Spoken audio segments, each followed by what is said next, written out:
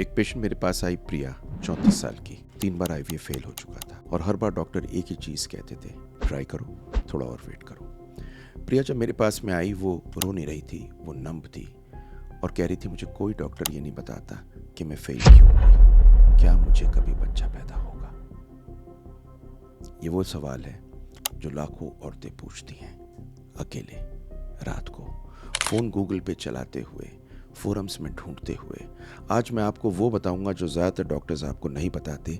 सिर्फ 7 reason, 7 real explanations science के साथ, और ये समझाऊंगा कि हर का सॉल्यूशन नहीं होता, लेकिन जिसका सॉल्यूशन होता है वो आपको मिल सकता है आपके डॉक्टर के पास में। जैसे मैं अपने पेशेंट्स के लिए हमेशा ढूंढता हूँ ये 7 रीज़न। मैं हूँ डॉक्टर सुनील जिंदल और 25 साल से रिप्रोडक्टिव मेडिसिन में ही काम कर रहा हूँ। लाखों लोगों को ट्रीट कर चुका हूँ। 10,000 से ज़्यादा आईवीएफ के बेबीज़ पैदा हुए हैं। फेलियर मेरे पास में बहुत सारे आते हैं, पर आईवीएफ फेलियर का एक रीज़न ज़रूर ढूंढना ज़रूरी होता है, क्योंकि कभी कभी सातों नहीं होते, इनमें से 1 या 2 होते हैं। ये वीडियो आपको एम्पावर करेगी, लेकिन सबसे इम्पॉर्टेंट मैसेज मैं पहले ही आपको देना चाहता हूँ। इंटरनेट पे पढ़े किसी भी टेस्ट को खुद नहीं कराना। इस वीडियो को देख के ये मत सोचना कि मेरी कोई ये प्रॉब्लम है। आपका पर्सनलाइज्ड ट्रीटमेंट आपके डॉक्टर करेंगे और ये चीज़ आपको अपने डॉक्टर पे छोड़नी है। पर इस वीडियो में आपको समझाऊंगा वो चीज़ें जो आपको जाननी ज़रूरी हैं। एंड तक ज़रूर देखिएगा, एक एक चीज़ को नोट कर लीजिएगा, क्योंकि आपके डॉक्टर डिसाइड करेंगे जैसे मैं अपने पेशेंट के लिए डिसाइड करता हूँ।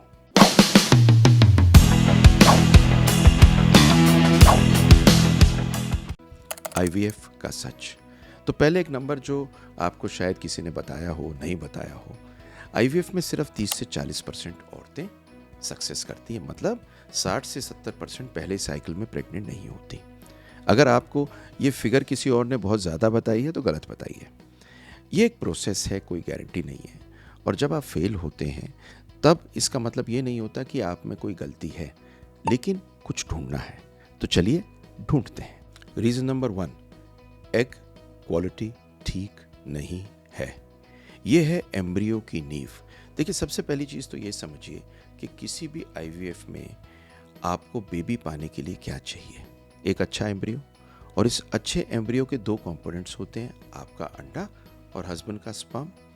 आपका अंडा होना अच्छा बहुत ज़रूरी है, क्योंकि जब आईवीएफ फेल होता है और एम्ब्रियो अच्छा नहीं होता, एम्ब्रियो का अच्छा होना सिर्फ देखने का नहीं है, उसका जेनेटिक मटेरियल कैसा है। तो लोग कहते हैं कि पीजीटीए करा लो, पर आपको एक सच बताऊंगा जो आपको बहुत लोग नहीं बताएंगे। पीजीटीए एम्ब्रियो का डीएनए चेक करता है, लेकिन वो एम्ब्रियो की क्वालिटी को इम्प्रूव नहीं करता। तो वो सिर्फ एक सिलेक्शन का प्रोसेस है। इसमें कौन सा एम्ब्रियो क्रोमोसोमली नॉर्मल है वो बताता है, लेकिन आपका एम्ब्रियो तो बेहतर नहीं करता, तो आपकी प्रेगनेंसी रेट तो नहीं करता बेटर। इसलिए ज़रूरी क्या है कि आप अपनी एग क्वालिटी को इम्प्रूव करें। पीजीटीए इसका आंसर नहीं है। क्यों? क्योंकि एग क्वालिटी पे डिपेंड करता है आपका पूरा का पूरा सिस्टम। मोटी मोटी सी बात को समझिए, एग के अंदर बहुत सारे माइटोकॉन्ड्रिया होते हैं जो इसको एनर्जी देते हैं। ये एनर्जी क्या करते हैं, इस सेल को फ्यूल देके इसे डिवाइड करते हैं। मतलब ऐसा होता है कि क्रोमोसोमली डिवाइड हुआ, उसके बाद में फर्टिलाइजेशन हुई, फर्टिलाइजेशन के बाद में एम्ब्रियो डिवाइड हुआ, 1 सेल से 2 सेल, 2 सेल से 4 सेल, 4 सेल से 16 सेल बने। ये जो बनते हैं, ये पूरी की पूरी कहानी इस एनर्जी पे होती है। तो अगर एग क्वालिटी खराब होगी तो एनर्जी कम होगी। उम्र के साथ पीसीओएस में, पुअर ओवेरियन रिजर्व में माइटोकॉन्ड्रियल फंक्शन कम करता है। तो इसका एक साइंस बेस्ड सॉल्यूशन है जो मैं अपने पेशेंट्स को देता हूँ। कोएंजाइम Q10 देता हूँ, डीएचईए देता हूँ, मेलेटोनिन देता हूँ, और एक लाइफस्टाइल देता हूँ जिसमें कोई alcohol, no smoking, no junk food करके इन्फ्लेमेशन को कम करता हूँ। ये अगर आप इन्वेस्टमेंट करते हैं अपनी एग क्वालिटी में, तो अगले आईवीएफ में आपके अंडे की नींव बेटर होगी। रीज़न नंबर 2, हस्बैंड की नॉर्मल रिपोर्ट का सच। यहाँ मैं रुकता हूँ क्योंकि ये वो रीज़न है जो सबसे ज़्यादा इग्नोर होता है। जब आईवीएफ फेल होता है और सच सिर्फ औरत के ऊपर डाल दिया जाता है, स्पर्म की रिपोर्ट अगर नॉर्मल होगी तो इन्वेस्टिगेशन आदमी की क्लोज हो जाती है। ये सबसे बड़ी गलती है। देखिए, स्टैंडर्ड सीमन एनालिसिस हमें 3 चीज़ बताती है। काउंट बताती है, मोटिलिटी बताती है, मॉर्फोलॉजी मतलब बनावट बताती है। बस स्पर्म के अंदर जो डीएनए बैठा है जो बेबी पैदा करता है उसके बारे में नहीं बताती। आपका स्पर्म डीएनए फ्रेगमेंटेशन अगर हाई होगा तो इसका मतलब है आपके जेनेटिक मटेरियल में प्रॉब्लम है, जो डायरेक्टली आपकी एम्ब्रियो क्वालिटी, आपकी मिसकैरेज होने का चांस, जो आपका इम्प्लांट होने का कम चांस बनाता है। तो स्पर्म के डीएनए का एक बहुत बड़ा हाथ होता है। Oxford journal of human reproduction 2019 में एक बहुत बढ़िया स्टडी आई जहां ये दिखाया कि अगर सीमन डीएनए फ्रेगमेंटेशन हाई है तो 3 गुना ज़्यादा चांस होता है आपके मिसकैरेज का। इसलिए हमेशा रिमेंबर करिए, एम्ब्रियो का हाफ हस्बैंड से है और दोनों की क्वालिटी मैटर करती है। मैं अपने पेशेंट्स को इसके लिए एक लाइफस्टाइल का चेंज देता हूँ और इनको कुछ सप्लीमेंट्स देता हूँ, जैसे N-एसिटिलसिस्टीन, विटामिन सी, जिंक, सेलेनियम। कुछ को मैं कोएंजाइम क्यू और L-कार्निटीन देता हूँ और कुछ को मैं विटामिन ई के साथ में ओमेगा 3 फैटी एसिड देता हूँ। इसके बारे में आपको लेना क्या है, मैं एक आर्टिकल को पिन कर रहा हूँ, उस आर्टिकल को पढ़ के आपको डोज कितने दिन के लिए लेनी है सारी चीज़ें मालूम कर जाएंगी, जो आप भी ले सकते हैं। ये आप घर पे बैठे बैठे ले सकते हैं। रीज़न नंबर 3, यूट्रस की लाइनिंग रेडी नहीं है। देखिए, परफेक्ट एम्ब्रियो को एक परफेक्ट और बढ़िया बेड चाहिए और ये बेड तैयार होना चाहिए बच्चेदानी की झिल्ली में। तो इसके लिए क्या इंपॉर्टेंट होता है, आपकी एंडोमेट्रियम की थिकनेस। ट्रांसफ़र के टाइम पे कम से कम 7 मिलीमीटर के ऊपर आपकी एंडोमेट्रियम की थिकनेस होनी चाहिए। अगर उससे पतली है तो इम्प्लांटेशन फेलियर होने का चांस बहुत हाई होता है। दूसरा, इसका ब्लड फ्लो अच्छा होना ज़रूरी है। देखिए, आपकी यूट्रस की लाइनिंग में इन्फेक्शन नहीं होना, हमारे देश के अंदर ट्यूबरकुलोसिस मैक्सिमम होता है। अगर है तो टीबी पहले दूर करनी है। बहुत पेशेंट्स में जिनमें ज़रूरत होती है उनमें हिस्ट्रोस्कोपी हम पहले करते हैं, जिससे हमें मालूम चल जाए कोई प्रॉब्लम हो तो ठीक कर सकें। फाइब्रॉइड्स, एडहेजन्स और किसी किसी पेश में पॉलिप्स, हर पॉलिप नहीं, कुछ पॉलिप्स को रिमूव करने से आपको फ़ायदा मिलता है। अब आप मुझसे पूछेंगे एक टेस्ट एरा होता है, उसके बारे में मैं बताऊं, तो देखिए, मैं आपको सब कुछ इस वीडियो में बता रहा हूं। मैं आपको एक ऑनेस्ट ट्रुथ बोलूँगा, एरा का एविडेंस अभी डिबेटेड है। कुछ स्टडीज़ में फ़ायदा दिखाया है डेफिनेटली, स्पेसिफिकली उन लोगों में जिनमें 3 आईवीएफ फेल हो चुके हैं। लेकिन हर आईवीएफ में ये करने की ज़रूरत नहीं है और पहले आईवीएफ फेल होने की भी ज़रूरत नहीं है। ये आपके डॉक्टर डिसाइड करेंगे आपके स्पेसिफिक केस को देखने के बाद। अब तक मैंने 3 रीज़न बताए हैं। देखिए, यूट्रस के अंदर आपकी प्रेगनेंसी होने के लिए एक अच्छा बच्चा चाहिए, अंदर अच्छी लाइनिंग चाहिए। अच्छा बच्चा होगा आपके एग से और आपके स्पर्म से, और लाइनिंग आपकी अच्छी होगी जिसके बारे में मैंने बताया है। पर 4 और 5 ये वो हैं जो लेबोरेटरी के ब्रोशर में लिखे होते हैं, छुपे होते हैं, क्लिनिकल एक्सपीरियंस में मिलते हैं। कोई डॉक्टर आपको नहीं बताता, लेकिन ये मैं आपको बताने जा रहा हूँ। रीज़न नंबर 4, आपका इम्यून सिस्टम एम्ब्रियो को एनिमी समझ रहा था। देखिए, समझिए, हमारा बॉडी किस चीज़ से डिज़ाइन होता है। हमारे बॉडी में कोई भी फॉरेन चीज़ आती है तो वो रिजेक्ट हो जाती है। जैसे किडनी का रिजेक्शन बहुत होता है अगर ट्रांसप्लांट के बाद, लिवर का होता है। पर आपने कभी सोचा है कि बच्चा जब आपके अंदर रखा जाता है उसमें 50% तो सामान आपके हस्बैंड का होता है। सामान से मतलब क्रोमोसोम, तो एक फॉरेन चीज़ है, टेक्निकली फॉरेन, पर एक टॉलरेंस डेवलप हो जाती है एक हेल्दी प्रेगनेंसी में। पर कुछ औरतों में ये टॉलरेंस डेवलप नहीं होती। इसको बोलते हैं नेचुरल किलर सेल अगर बढ़े हुए हों तो एम्ब्रियो में दिक्कत दे सकते हैं। देखिए, जर्नल ऑफ रिप्रोडक्टिव इम्यूनोलॉजी 2022 में एक चीज़ बिल्कुल साफ आई थी कि रिकरेंट आईवीएफ फेलियर में 38% औरतों में एलिवेटेड यूट्राइन एनके सेल मिलते हैं। इसके साथ में एक चीज़ होती है एंटीफॉस्फोलिपिड सिंड्रोम। ये एक ऑटो इम्यून कंडीशन है जो ब्लड वेसल्स को ब्लॉक करती है और एम्ब्रियो इम्प्लांटेशन के वक्त ब्लॉक करती है, तो दिक्कत होती है। तो आपका इम्यूनोलॉजिकल वर्कअप होना ज़रूरी होता है। ऐसे में ये सेलेक्टेड पेशेंट्स में होता है, सब में नहीं होता। पहली बात तो सुन लो, आपके हिस्ट्री, एग्जामिनेशन, प्रीवियस रिजल्ट और क्लिनिकल पिक्चर देख के आपके डॉक्टर्स डिसाइड करते हैं। जैसे मैं अपने हर पेशेंट के लिए जो फेल होता है डिसाइड करता हूँ।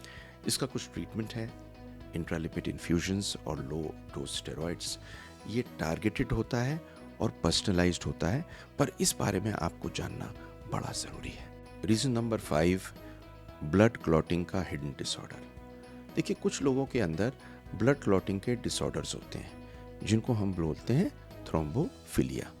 ये इम्प्लांटेशन में इंटरफेयर करते हैं। इसमें बहुत सारी चीज़ें होती हैं जिसकी वजह से ब्लड क्लॉटिंग की दिक्कत होती है। तो ACOG की गाइडलाइंस कहती हैं कि रेकरेंट IVF फेलियर में रेकरेंट प्रेगनेंसी लॉस के बाद में थ्रोम्बोफिलिया पैनल रिकमेंडेड है, और इसका ट्रीटमेंट होता है लो मॉलिक्यूलर वेट हेपरिन और मिथाइल फोलेट। तो ये दोनों चीज़ें आप दे सकते हैं अगर ये मिले, पर ये भी आपके डॉक्टर ढूंढेंगे अगर उन्हें ये फील होता है कि इसकी ज़रूरत है। और जो रीज़न आपको 6 बताऊंगा वो एक ऐसा रीज़न है जो आपके डॉक्टर आपके लिए डिसाइड करते हैं। ये बिल्कुल उनके हाथ में होता है, आप इसका कुछ नहीं कर सकते। तो रीज़न नंबर 6 है स्टिमुलेशन प्रोटोकॉल को बेहतर करना है। ये नहीं कि हर के लिए सेम हो, one size does not fit all. ये सिर्फ एक्सपीरियंस से आता है। कुछ IVF स्पेशलिस्ट बहुत बढ़िया होती हैं, जिन लोगों के अंडे भी नहीं बन रहे होते उनको अंडे मिल जाते हैं, और पॉलीसिस्टिक जिनमें सबको ख़राब अंडे मिल रहे होते हैं वो बेहतर मिल जाते हैं। ये इसलिए क्योंकि IVF के अंदर सबसे बड़ी आर्ट आपकी ओवरीज को स्टिमुलेट करके अच्छे अंडे लेने की है।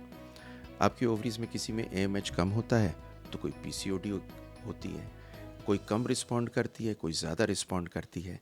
इस कारण से same protocol, same doses, same दवा, सेम टाइम, सब में काम सेम नहीं करता। हर पेशेंट के लिए अलग करना पड़ता है। किसी में मिनी स्टिमुलेशन देते हैं, किसी में फ्लेयर अप देते हैं, किसी में एंटागनिस्ट देते हैं, किसी में एगोनिस्ट देते हैं। ये सब टूल्स हैं, और गलत प्रोटोकॉल के कारण कई बार अंडे ठीक नहीं बनते, और गलत प्रोटोकॉल को कोई डिस्कस नहीं करता। हमारे पास बहुत फेलियर्स आते हैं, और पूरे हिंदुस्तान का फेलियर आता है। ये जब फेलियर आते हैं तो हम इन्हें रिव्यू करके सबसे इम्पॉर्टेंट काम जो करते हैं, इनका प्रोटोकॉल सेट करते हैं जिससे बेस्ट एग्स हमें मिल सकें, और ये बड़ा इम्पॉर्टेंट है। तो आपके डॉक्टर को आपका प्रोटोकॉल बढ़िया सेट करना है, ये बहुत इम्पॉर्टेंट चीज़ है। पर आपको पता है 7वां रीज़न आप में छुपा है। रीज़न नंबर 7, यूट्रस में इन्फेक्शन था जो किसी को पता नहीं चला। देखिए, क्रॉनिक एंडोमेट्राइटिस यूट्रस लाइनिंग में एक क्रॉनिक इन्फ्लेमेशन करती है, और कोई सिम्टम नहीं होता। आपको अल्ट्रासाउंड में नॉर्मल दिखता है आपका एंडोमेट्रियम, आपका ब्लड फ्लो भी नॉर्मल दिखता है, लेकिन इम्प्लांटेशन नहीं होता। ये 10 से 40% रिकरेंट इम्प्लांटेशन फेलियर, मतलब जिनमें IVF में फेलियर हो रहा है, उसमें मिलता है। ये ISHRI 2023 कहता है। अब इसके लिए करना क्या है? इसके लिए आपको हिस्ट्रोस्कोपी करनी है और एंडोमेट्रियल बायोप्सी लेनी है, कुछ उसमें स्पेशल टेस्टिंग्स करनी है। इसका ट्रीटमेंट क्या है? टारगेटेड एंटीबायोटिक 2 से 3 हफ्ते के लिए, और साथ में प्रोबायोटिक्स। लेकिन अगर ट्यूबरकुलोसिस मिलती है तो उसका ट्रीटमेंट लंबा चलना है, प्रॉपर्ली चलना है। कुछ टेस्ट आए हैं, एमा और एलिस, ये आपने सुने होंगे। ये यूट्रस के अंदर के माइक्रोबायोम की टेस्टिंग है। एविडेंस इमर्ज हो रहा है रिकरेंट इम्प्लांटेशन फेलियर के लिए, लेकिन ये रूटीन टेस्ट नहीं है। ये आप में ज़रूरी है या नहीं है तब कराना है। इसके बारे में अपने डॉक्टर से बात कर चुके हैं, लेकिन सबसे पहली चीज़ को समझ लीजिए, हिस्ट्रोस्कोपी विद बायोप्सी ये पहले कराइए। एमा या एलिस आप करा सकते हैं, पर आपको आखिर में एक ही चीज़ कहूँगा जो आपको समझनी है, और मोस्ट इम्पॉर्टेंट चीज़ दे रहा हूँ मैं अब आपको। अब मैं आपको एक चीज़ बता रहा हूँ जो इस वीडियो की सार है। इंटरनेट पर आपको मिलेगा, एरा करो, PGTA करो, एमा करो, एलिस करो, NK सेल करो, थ्रोम्बोफिलिया करो, सब एक साथ करो। लेकिन सब वैलिड टूल्स हैं, लेकिन ये सब हर पेशेंट के लिए नहीं है। एक एक्सपीरियंस डॉक्टर अपने पेशेंट की age, history, previous cycle, data, embryo quality, uterine environment को देखने के बाद में ये समझता है कि आपको कौन सी इन्वेस्टिगेशन चाहिए। ब्लाइंडली टेस्ट कराने से पैसा तो बर्बाद होता ही होता है, टाइम बर्बाद होता है, और कभी कभी एंग्जाइटी खामखा की बढ़ती है। आपको चाहिए कि ऐसे डॉक्टर के पास जाना जो आपके लिए डिसाइड करे कि आपकी नेक्स्ट साइकिल में आप क्या कराएं। हज़ारों पेशेंट्स को ट्रीट करने के बाद में, बहुत फेलियर्स को बेबी देने के बाद में, मुझे एक ही चीज़ समझ में आई है, अगला साइकिल करने से पहले ढूंढना बहुत सारी चीज़ें ज़रूरी है। तो नेक्स्ट साइकिल से पहले डॉक्टर से आप क्या क्या पूछेंगी? तो मैं आपको एक छोटी सी कॉन्वर्सेशन देना चाहता हूँ जो कॉन्वर्सेशन आप अपने डॉक्टर से कर सकते हैं। एक चीज़ को याद रखिए, आपके लिए बेस्ट आपके डॉक्टर हैं, वो चाहते हैं आपके बेबी हो, उनकी सक्सेस भी आपकी सक्सेस में है। आपको पूछना मेरी एग क्वालिटी इंप्रूव करने के लिए क्या कर सकते हैं। हस्बैंड का स्पर्म डीएनए फ्रेगमेंटेशन टेस्ट हुआ है या नहीं हुआ है और करने की ज़रूरत है क्या। हिस्ट्रोस्कोपी करने की ज़रूरत है क्या। Thrombophilia panel, immunological workup, chronic endometritis की टेस्टिंग और मेरा स्टिमुलेशन प्रोटोकॉल क्या आप रिव्यू करेंगी। ये सातों चीज़ें आप अगर करते हैं तो everything may be better for you in the next cycle. इसका स्क्रीनशॉट ले लीजिए। प्रिया की स्टोरी को कंप्लीट करता हूँ। प्रिया के 3 IVF फेल्ड थे जो मुझसे मिली थी। उनकी हिस्ट्री सुनी, उनके 3 फेल्ड IVF साइकिल थे। उनके हस्बैंड का हमने टेस्ट कराया, नहीं हुआ था, डीएनए फ्रेगमेंटेशन मिला। डीएनए फ्रेगमेंटेशन के साथ में उनको क्रॉनिक एंडोमेट्राइटिस मिला। 3 महीने के लिए ट्रीट किया। उसके बाद में इनका IVF नहीं, ICSI किया, क्योंकि स्पर्म डीएनए फ्रेगमेंटेशन अगर हाई होता है, आप मेडिसिन भी देते हैं, ICSI बेटर होता है IVF से। कोई PGTA की ज़रूरत नहीं थी, कोई एरा की ज़रूरत नहीं थी। डायग्नोसिस सही पकड़ लिया था, टारगेटेड ट्रीटमेंट दिया, and she has a beautiful baby girl. आपको बेबी गर्ल से मिलवाता हूँ क्योंकि मैं चाहता हूँ आप इस बेबी से मिलो। छोटी सी बच्ची है, इसके हाथ, इसकी आँखें, इसकी मुट्ठी को ज़रा देखिए। आपके भी ये बेबी हो सकता है, कोई रीज़न नहीं है बेबी नहीं होता। और एक चीज़ को याद रख लीजिए बिल्कुल क्लियरली, ट्राई अगेन बिल्कुल करो, वही रास्ता है आपको बेबी मिलने का। लेकिन उससे पहले कुछ इन्वेस्टिगेशंस करा लो। क्या पता एक छोटी सी इन्वेस्टिगेशन को ठीक करने से आपके बेबी हो, क्योंकि आपके डॉक्टर भी चाहते हैं आपके बेबी हो।